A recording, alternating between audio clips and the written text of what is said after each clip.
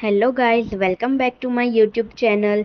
Last video में हमने देखा था कि भगवान विष्णु के 10 अवतार कौन से हैं। आज इस वीडियो में हम 10 ऐसे व्यक्ति के बारे में जानेंगे जो रामायण से लेकर महाभारत तक जीवित रहे थे। रामायण और महाभारत दोनों भारतीय इतिहास के दो महान महाकाव्य हैं और दोनों पूरी तरह से अलग अलग समय काल में घटित हुए हैं। रामायण त्रेता युग यानी कि दूसरे युग में हुआ था और महाभारत द्वापर युग यानी कि तीसरे युग की कहानी है। उनके बीच समय का बड़ा अंतर है। फिर भी आश्चर्य की बात है कि भारतीय इतिहास में 10 ऐसे पात्र थे जो रामायण और महाभारत दोनों का हिस्सा रहे हैं। उनमें से नंबर 1 पे आते हैं हनुमान। हनुमान चिरंजीवी होने के कारण महाभारत में दिखाई देते हैं। वे भीम के भाई होते हैं और वे दोनों वायु के पुत्र हैं। भीम के गर्व को शांत करने वाले हनुमान की कहानी एक बूढ़े बंदर के रूप में प्रकट होती है। इसके अलावा महाभारत में हनुमान कुरुक्षेत्र युद्ध के दौरान अर्जुन के कंधे पर भी दिखाई देते हैं। उनकी मदद के बिना भगवान श्री राम को रावण की कैद में सीता नहीं मिल सकती थी। इसीलिए रामायण के सबसे लोकप्रिय पात्रों में से एक हनुमान जी माने जाते हैं। कई लोग दावा करते हैं कि हनुमान जी आज भी पृथ्वी पर हिमालय में मौजूद है। नंबर 2, परशुराम। उनकी उपस्थिति ने रामायण को गौरवान्वित किया और उनके श्राप ने महाभारत का मार्ग ही बदल दिया। परशुराम, जो राम और सीता विवाह में प्रकट हुए थे, वे महाकाव्य के 3 महान योद्धाओं के गुरुजी भी थे, भीष्म, गुरु द्रोणाचार्य और कर्ण।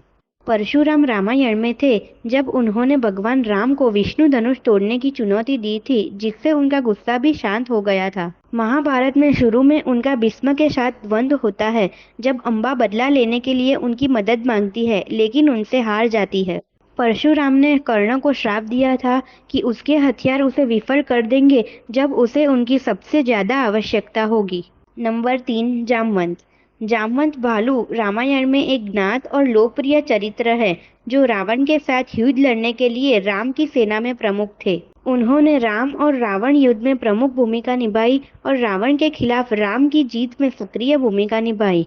वह शायद बंदरों की सेना में अकेले रीछ थे। महाभारत में फिर से उनकी एक छोटी सी भूमिका है। वेद व्यास उन सभी पात्रों के बारे में बहुत वर्णनात्मक है जिन्होंने 18 दिनों तक महाभारत की लड़ाई लड़ी थी, लेकिन कृष्ण और जामवंत के बीच एक गुफा में 28 दिनों तक चले युद्ध के बारे में थोड़ा चित्रित किया गया है। यह युद्ध एक स्यमंतक मणि के लिए था जिसे जामवंत ने एक सिंह से लिया था।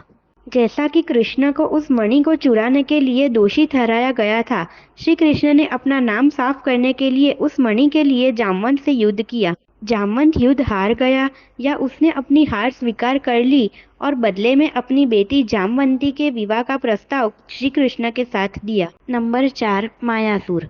मंदोदरी के पिता और रावण के ससुर मायासुर महाभारत में भी खांडव दहन की घटना के दौरान दिखाई देते हैं। खांडव वन के जलने से बचने वाला एकमात्र मायासुर था और जब श्री कृष्ण को पता चला तो उन्होंने उसे मारने के लिए अपना सुदर्शन चक्र उठाया। मायासुर हालांकि अर्जुन के पास जाता है जो उसे शरण देता है और श्री कृष्ण से कहता है कि अब वह उसकी रक्षा करने की शपथ लेता है और इसीलिए एक सौदे के रूप में मायासुर, जो खुद एक वास्तुकार है, वह पांडवों के लिए पूरी माया सभा को डिजाइन करता है। नंबर 5, ऋषि अगस्त्य। रावण से युद्ध से पहले ऋषि अगस्त्य राम से मिले और उन्हें युद्ध जीतने का शस्त्र दिया। महाभारत में भी उल्लेख है कि अगस्त्य ही थे जिन्होंने द्रोण को ब्रह्मशिरा अस्त्र दिया था। यह बाद में अर्जुन और अश्वत्थामा को दिया गया था। नंबर 6, कुबेर। रावण के ज्येष्ठ सौतेले भाई और लंका के चंदा जुटाने वाले, जो कि हम सभी जानते हैं कि कुबेर सबसे धनी राजा थे। भगवान विष्णु ने उनकी शादी के लिए कुबेर से ऋण लिया था। महाभारत में कुबेर को ब्रह्मा द्वारा धन के स्वामी की पदवी से सम्मानित किया गया था क्योंकि उन्होंने रामायण में अपना राज्य रावण से खो दिया था। नंबर 7, महर्षि दुर्वासा। महर्षि दुर्वासा ही थे जिन्होंने राम और सीता के अलगाव की भविष्यवाणी की थी। उन्होंने अपने निर्वासन के दौरान पांडवों का दौरा भी किया। कहा जाता है कि दुर्वासा ने ही पांडवों की माता कुंती को संतान प्राप्ति के लिए मंत्र दिया था। नंबर 8, विश्वामित्र। विश्वामित्र भगवान श्री राम के गुरु थे। वह शकुंतला के पिता भी थे जिन्हें शुरू में श्राप दिया गया था। नंबर 9, नारद मुनि।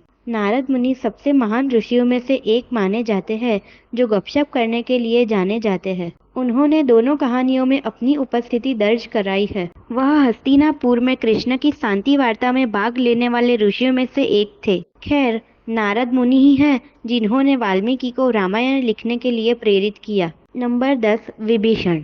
विभीषण रावण के भाई थे, जो युद्ध के दौरान भगवान श्री राम के पक्ष में थे। भले ही युद्ध के बाद उन्हें लंका का राजा बनाया गया, लेकिन उन्हें पता था कि उन्हें विश्वासघात की कीमत चुकानी पड़ेगी।